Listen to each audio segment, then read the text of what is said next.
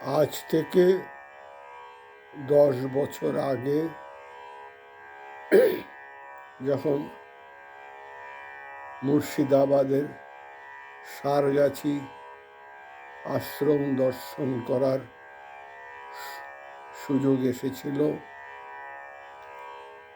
তখন গিয়েছিলাম স্বামী অখণ্ডানন্দজির সেবাযজ্ঞের বিশাল ব্যবস্থা সারগাছি আশ্রম এবং রামকৃষ্ণ মিশনের ইতিহাসে প্রথম ফর্মাল সেবাযজ্ঞের অনুষ্ঠান তিনিই করেছিলেন 1897 সালের মে মাসে।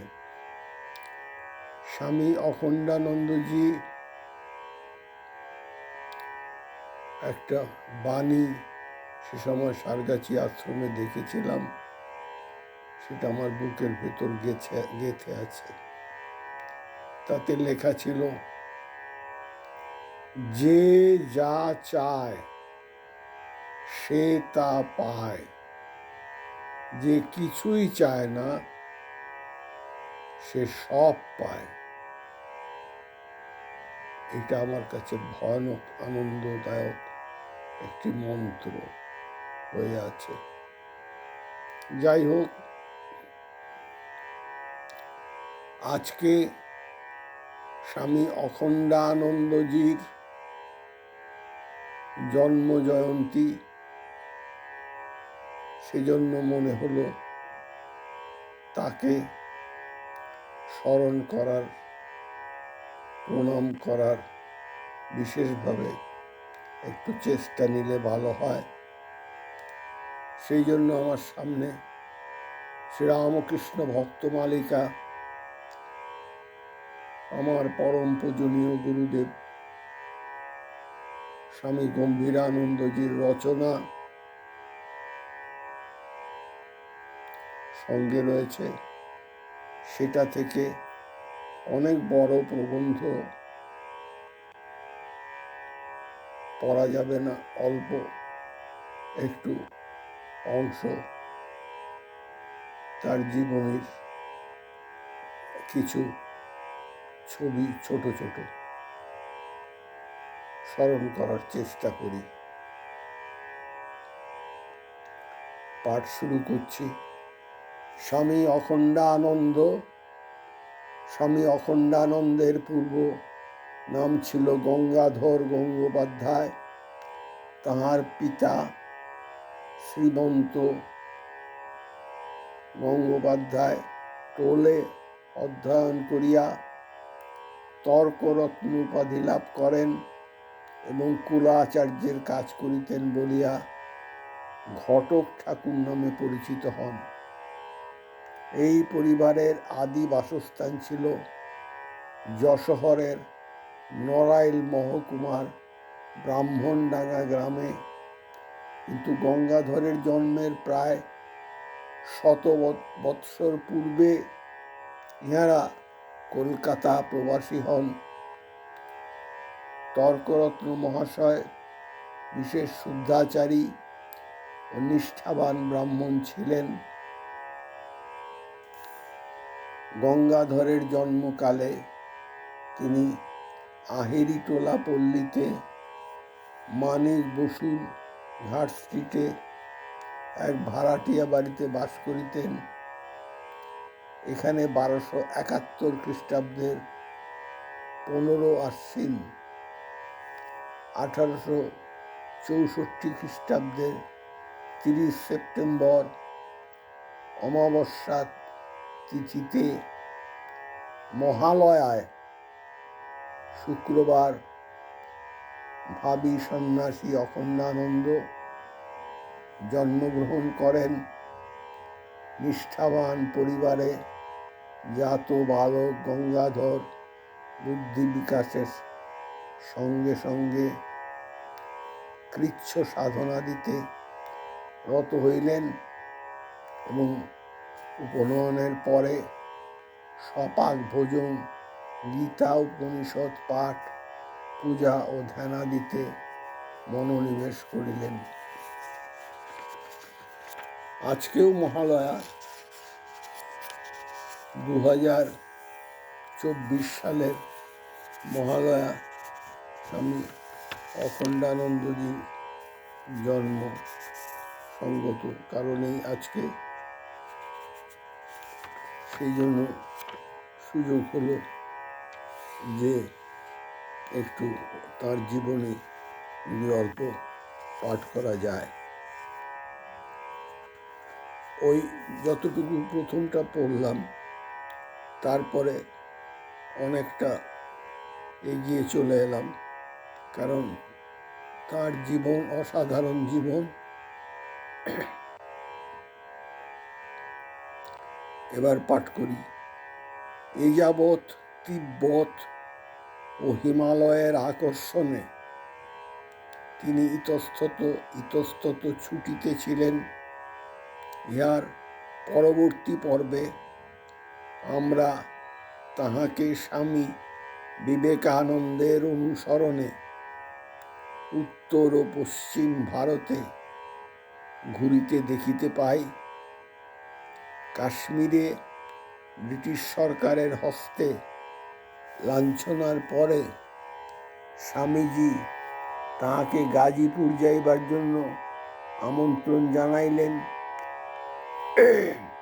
সেই আহ্বান অনুসারে কাশ্মীর পরিত্যাগ পূর্বক তিনি যখন কিছুদিন পরে এপ্রিল মাসে গাজীপুরে উপস্থিত হইলেন, তখন স্বামীজি সেখানে নাই। পওহারী বাবার সহিত সাক্ষাৎ হইলে বাবাজি গঙ্গাধরকে সত্বর স্বামীজির নিকট চলিয়া যাইতে বলিলেন, কিন্তু ইতিমধ্যে শরীর অসুস্থ হয় তিনি তখনই মঠে রওনা হইতে পারিলেন না। সুস্থ হইয়া জুনের প্রারম্ভে মেল ট্রেনে হুগলি পর্যন্ত আসিয়া তিনি প্যাসেঞ্জার ট্রেনে যেই বালিতে নামিলেন, অমনি পুলিশ তাহাকে ধরিয়া হাওড়ায় লইয়া গেল। কিন্তু তাহার বিরুদ্ধে প্রমাণযোগ্য কিছু না পাওয়ায় বরানগরে পৌঁছাইয়া দিয়া গেল। মঠে আসিয়া গঙ্গাধর মহারাজ যথারীতি সন্ন্যাস গ্রহণ করিলেন। তখন তাহার নাম হইল অখণ্ডানন্দ। স্বামী অখণ্ডানন্দকে মঠে ডাকিয়া আনার পশ্চাতে স্বামীজির এই অভিপ্রায় লুক্কায়িত ছিল যে তিনি তাহার সহিত হিমালয় ভ্রমণে নির্গত হইবেন। তদনুসারে তাহারা উত্তর ভারতের মধ্য দিয়া নৈনিতালে পৌঁছিলেন। ইহার পরবর্তী বিবরণ আমরা মিরাট হইতে লিখিত অখণ্ডানন্দজির 14/11/90 তারিখের পত্রে পাই। নৈনিতালের পুষ্করিণীতে স্নান করিয়া তাহার বাম দিকের পাঁজরায় এক দীর্ঘকাল স্থায়ী বেদনা আরম্ভ হয়।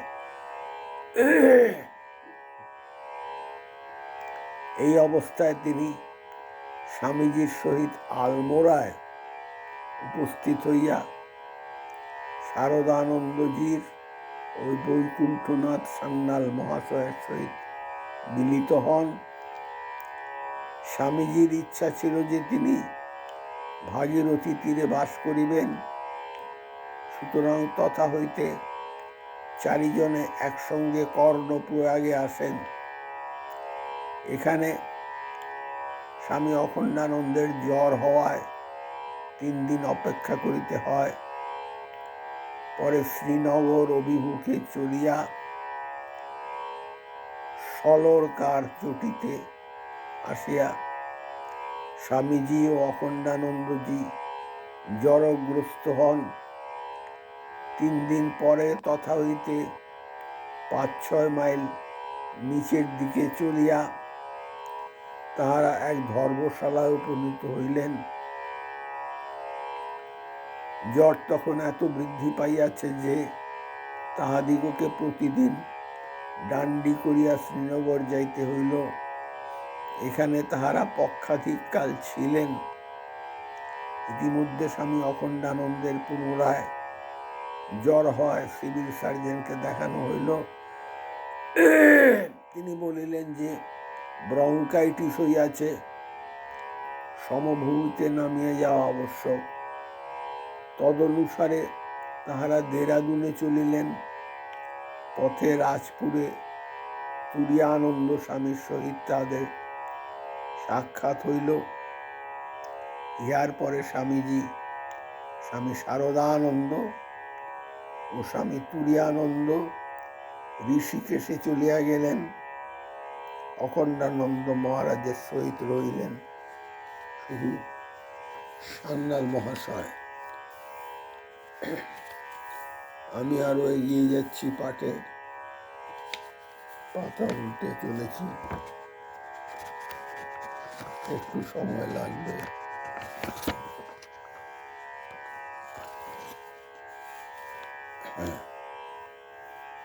একবারের কথা বলি। একবার ঠাকুরকে নাগেশ্বর চাপা ফুল, আমার মনে হচ্ছে নাগেশ্বর চাপা ফুল মনে হচ্ছে নাগলিঙ্গম, যেটাকে বলি। একবার ঠাকুর, যেটা নাকি ঠাকুরের খুবই প্রিয়, একবার ঠাকুরকে নাগেশ্বর চাপা ফুল দিবার আগ্রহে তিনি স্বামী সুবোধানন্দের সহিত পদব্রজে দ্বিগুপ্তের বাগানে আসিয়া জানিলেন যে উহা সেখানে নাই। মল্লিকদের 7 পুকুরের বাগানে আছে, কিন্তু সেখানেও ফুল ফুটিতে 17-18 দিন, ফুল ফুটিবে 17-18 দিন পরে। ফুল না লইয়া মঠে যাওয়া চলে না।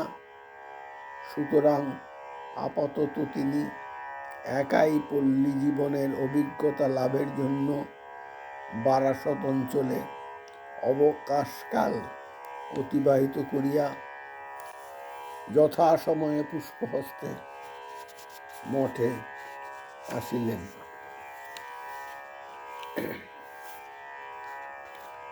আমি পরের অংশে আসছি।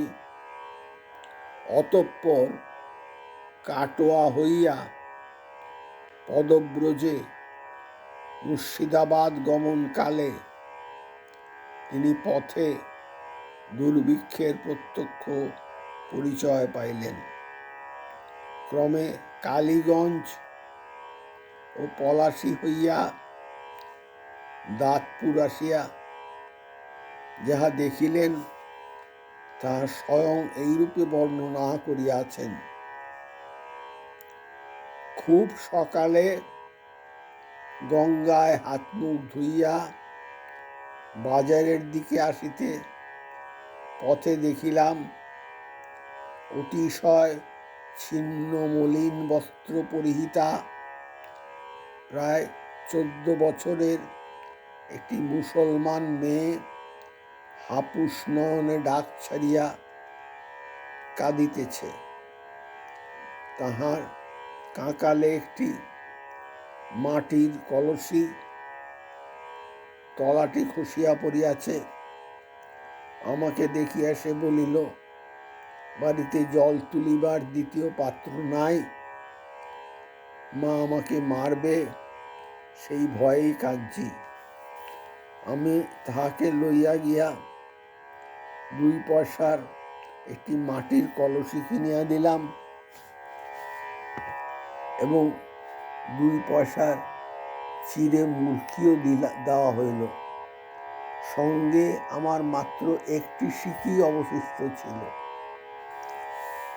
আমার 3 আনা পয়সা ফেরত লইতেন না, আমার 3 আনা পয়সা ফেরত লইতে না লইতেই সমীপবর্তী মরাদিঘি গ্রামের প্রায় 10-12 জন ছোট বড় ছেলে মেয়ে দোকানে আসিয়া আমার কাছে সকাতরে ভিক্ষা চাহিয়া বলিল যে তাহারাও অকালের জন্য খাইতে পায় না। আমি তখনই সেই দোকানিকে 3 আনার চিড়ে মুরগি প্রত্যেককে ভাগ করিয়া দিতে বলিলাম। তাহার পর আমি কপর্দহীন সন্ন্যাসী। এই আরতির কোনো প্রতিকার না দেখিয়া তিনি পরদিন প্রাতে অন্যত্র যাইতে উদ্যোগ হইতেছেন। এমন সময় এক অর্ধবয়স্কা নারী তাহাকে বলিলেন, প্রায় 80-90 বছরের বুড়ি গয়া বৈষ্ণবীর তুমি যদি একটা কিনারা করে না যাও তবে সে 2-1 দিনের মধ্যেই মারা যাবে। সুতরাং উদরময় রোগগ্রস্তা বৃদ্ধার পথ্য বস্ত্র সেবাদির ব্যবস্থার জন্য তাহাকে কিয়ৎক্ষণ থাকিতেই হইল। এই কার্য সমাপনান্তে তিনি দাঁতপুর হইতে যতই অগ্রসর হইতে লাগিলেন, দুর্ভিক্ষের করাল মূর্তি ততই তাহার মনকে পীড়া দিতে লাগিল। ভারাক্রান্ত মন লইয়া রিক্ত হস্ত সন্ন্যাসী ক্রমে ভাপ্তা গ্রামে পৌঁছিলেন। তথায় রাত্রি যাপনান্তে প্রাতে বহরমপুরের পথে চলিতে গিয়া তিনি দেখেন কে যেন তাহাকে নিচের দিকে টানিয়া ধরিতেছে। 3-4 বার এইরূপ হইল। তিনি ওই অঞ্চলে থাকিয়া সেবা কার্য করিতে কৃত সংকল্প হইলেন এবং আলমবাজার মঠে দুর্ভিক্ষের বিবরণ সহ পত্র লিখিলেন। অতঃপর তিনি চৈত্র সংক্রান্তিতে 1303 চকের মঠে মহুলা হইতে কেদার মাটি বহুলায় যাইয়া মঠের নির্দেশের অপেক্ষা করিতে লাগিলেন। ওই গ্রামে এক শাস্ত্রজ্ঞ তান্ত্রিক সন্ন্যাসী কিছুদিন বাস করিয়া 2-1 বৎসর পূর্বে দেহ রক্ষা করেন। গ্রামের লোকেরা তাহাকে দণ্ডী স্বামী বলিত এবং স্বামী অখণ্ডানন্দজিকেও তদনুরূপ সন্ন্যাসী মনে করিয়া দণ্ডী ঠাকুর নামে অভিহিত করিতে লাগিল। আমি এগিয়ে চলেছি। ইতিমধ্যে আমি নিজে কিছু বলি, 2-4 কথা। সেটা হলো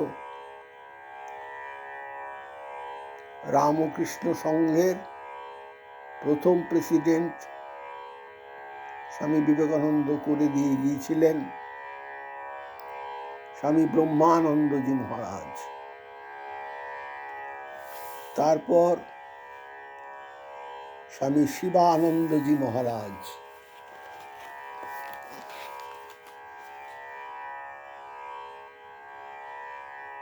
তারপর যিনি এলেন তিনি স্বামী অখণ্ডানন্দজি মহারাজ। কিন্তু স্বামী অখণ্ডানন্দজি মহারাজ সারগাছি আশ্রমটিকে এমন বুকে করে ভালোবেসেছিলেন যে তিনি বেলুর মঠে প্রায় যেতেনই না। এখান থেকেই ব্যবস্থাপত্র করে মঠের অফিসিয়াল কাজ যতটুকু করার তিনি করতেন। মানে সবসময় সারগাছিতেই তিনি থাকতে ভালোবাসতেন। আমি শেষ অংশটা যা পড়া সম্ভব আমার পক্ষে। মহাসমাধির 1 বৎসর পূর্বে তিনি বুঝিতে পারিয়াছিলেন যে আর বেশি দিন তিনি ইহজগতে থাকিবেন না। শেষ কয়েকটি দিন ভগবৎ চিন্তায় ব্যয় করার উদ্দেশ্যে তিনি আশ্রমে রামায়ণ পাঠের ব্যবস্থা করিয়াছিলেন। বাসন্তী পূজা করার স্বপ্নাদেশ তিনি পাইয়াছিলেন, কিন্তু তাহার মনে হইত যেহেতু পূর্ববর্তী অধ্যক্ষদ্বয় বাসন্তী পূজার অসম্পূর্ণ সংকল্প লইয়াই দেহত্যাগ করিয়াছিলেন, অতএব তাহার ভাগ্যে অনুরূপ ঘটিতে পারে। কাজেই ওই উদ্দেশ্যে নির্মিত মণ্ডপটি দেখাইয়া আশ্রমবাসীদিগকে বলিতেন, পূজা দেখার সৌভাগ্য যদি বা না ঘটে, তবু মায়ের জন্য একটি মণ্ডপ করেছি ভেবেই আমার আনন্দ হয়, বাকি সব তোমরা করবে। বিদায়ের জন্য প্রস্তুত হইতে থাকিলেও আজীবন স্বাধীন চেতা স্বামী অখণ্ডানন্দ দীর্ঘকাল রোগশয্যায় শায়িত থাকার কথা ভাবিতেও শিহরিয়া উঠিতেন।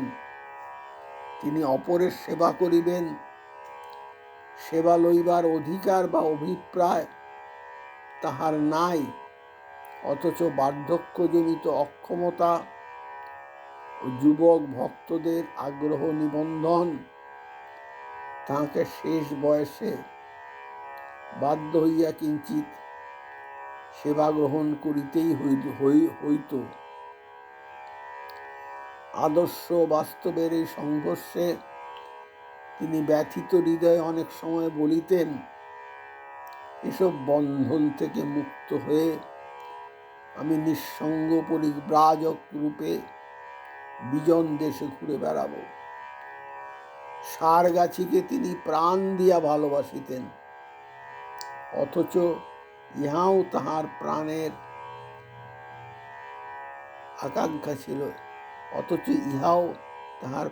আকাঙ্ক্ষা ছিল যে গুরুভ্রাতাদের সহস্র স্মৃতি বিজড়িত এবং বিবেকানন্দাদির পাদস্পর্শে পবিত্রকৃত বেলুড় মঠে পুণ্যতোয়া জাহ্নবী তীরে তাহার দেহপাত হয়।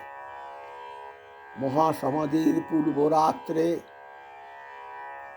তাহাকে বেলুড় লইয়া আসার এই বাঞ্ছা পরিপূর্ণ হইয়াছিল। বহুমূত্রাদি রোগে তাহার শরীর অতীব পীড়িত হইয়া পড়ায় সুচিকিৎসার উদ্দেশ্যে তাহাকে কলিকাতায় লইয়া আসা হয়, কিন্তু পথে ট্রেনেই তাহার বাহ্য সংজ্ঞা লুপ্ত হয় এবং কলকাতায় পৌঁছিলে চিকিৎসক বলেন যে অবস্থা প্রতিকারের অতীত। সুতরাং দ্বীপ্রহর রাত্রে তাহাকে বেলুড়ে লইয়া আসা হয়। এখানে পরদিন 7 ফেব্রুয়ারি 1937 বিকাল 3:07 সময় তাহার লীলা অবসান হয়। ওম শ্রীরামকৃষ্ণার্পণমস্তু।